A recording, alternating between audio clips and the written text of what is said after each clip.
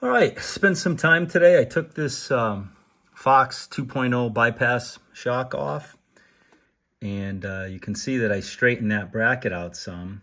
It's not perfect. It's maybe off about 1/4 of an inch, but I did get 1/4 of an inch out of it.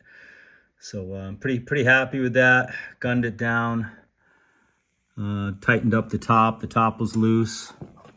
Took some time today, as I showed in an earlier video, to grind down a lot of that extra surface on the front of that diff cover and then painted it up. So that'll just give me that much more room and space